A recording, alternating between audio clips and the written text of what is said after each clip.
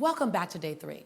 Today we're going to discuss formulating your voice to create value on the lives of others. How do you formulate your words to create value in lives? Now that we know the power of our words, you know the power, the impact, how you can speak life, the rest is about how do you formulate them.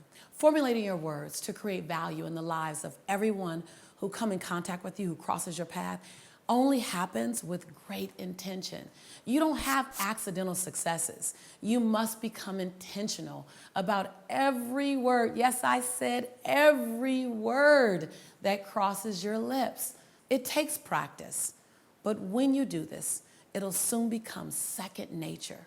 See, the truth is, two people can have the exact same intention, and get two extremely different outcomes. Have you ever been in a situation where your intention was one way, but the way it landed was completely different? The way they took it was completely different. And you felt violated because you're like, oh my God, I didn't mean it that way. Well, it's based on the way you communicate your thoughts, your message, and your story. When I coach relationships, I have this joke that I say, he said, she heard. Because a man can say one thing and a woman can hear something totally different. And all of a sudden you have this amazing, huge disconnect. Well, everything began with the way it was communicated. It happens from men to women, from women to men, from parents to children. It happens from a speaker to their audience, that your intention of how you wanted something to land is not what happened. Where was the disconnect? And the way you communicate it. There's certain ways that you craft words, you craft language, you craft the delivery, and the delivery makes all the difference in the world. I once heard someone say, listen, you can feed me a steak. It just seems different if it comes served to me on sterling silver or a trash can top. Both are a steak. One came in on sterling silver, the other came in on a trash can top. And so it's not so much what's coming to you, it's not so much the words, it's the how are they being delivered. There's a distinction between speaking to be heard and mastering the art of enrollment.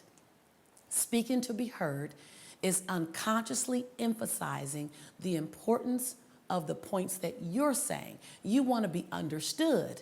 You want to be comprehended.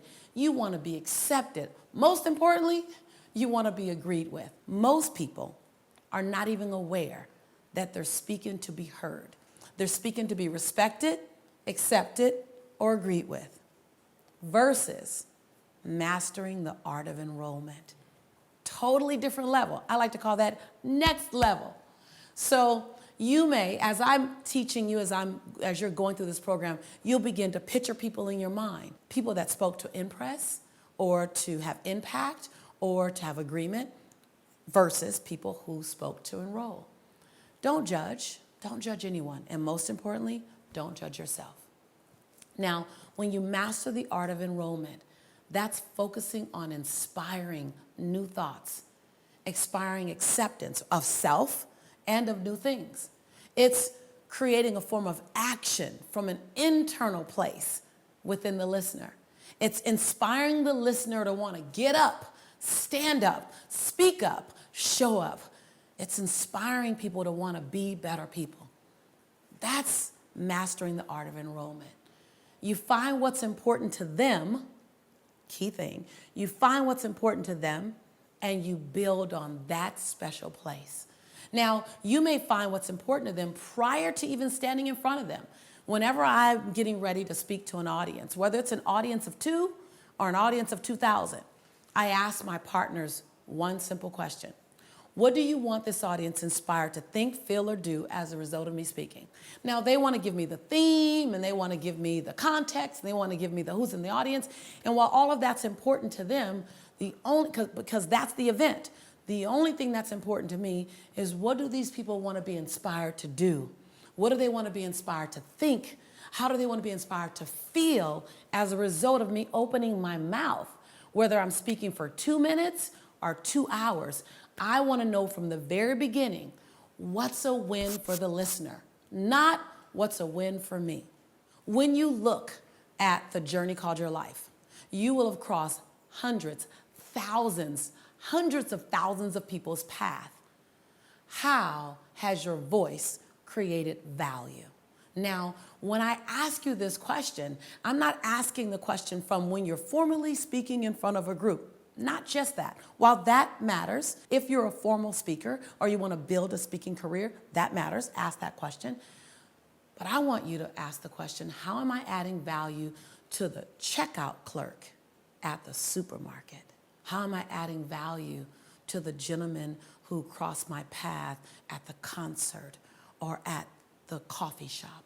How am I adding value by not just the voice I bring forth, but the energy that I bring forth? Because you're speaking when you're not talking as well.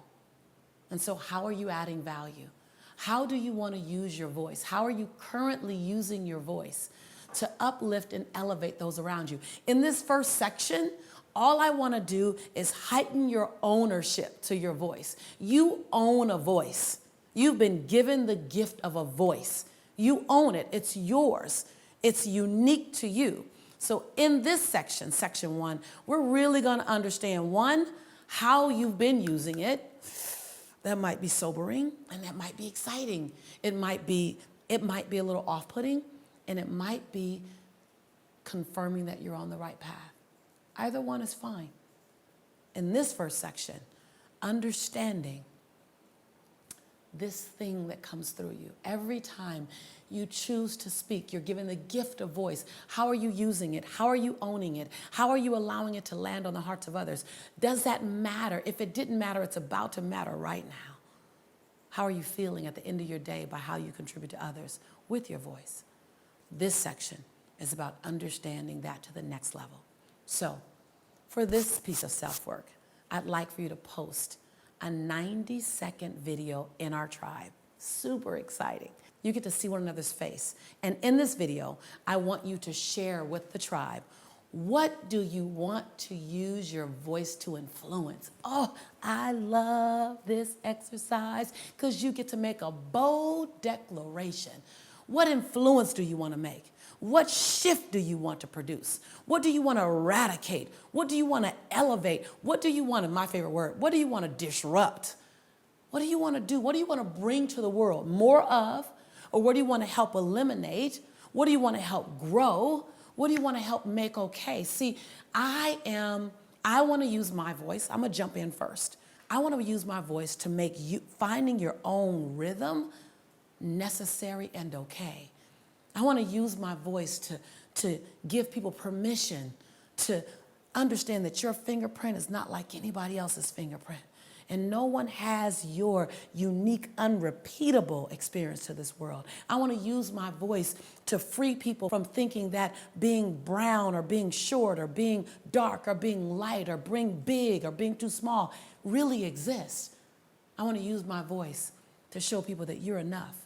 You woke up enough, smart enough, pretty enough, bright enough, dark enough, big enough, small enough.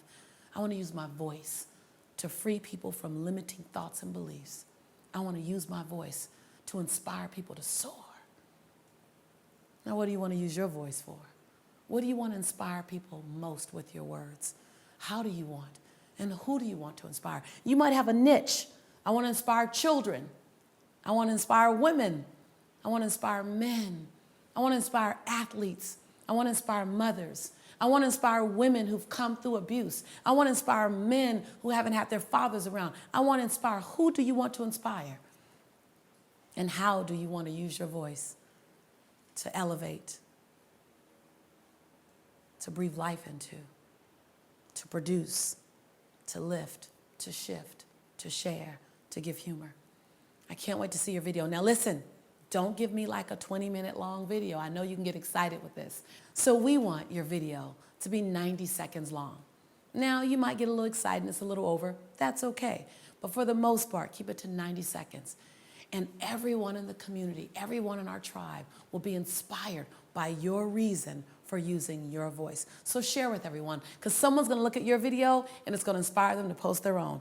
And I want to make sure that you're looking at other people's videos, because then you'll see, oh my God, there are other people in the tribe just like me. Or how exciting, they're different than I am. They have a different reason for their voice, but man, we need that in the world. And I'm super excited to see it. I can't wait to see you on day 4. I'm your sister friend in prosperity, and impossibility. And have you heard lately that I love you? Because I do.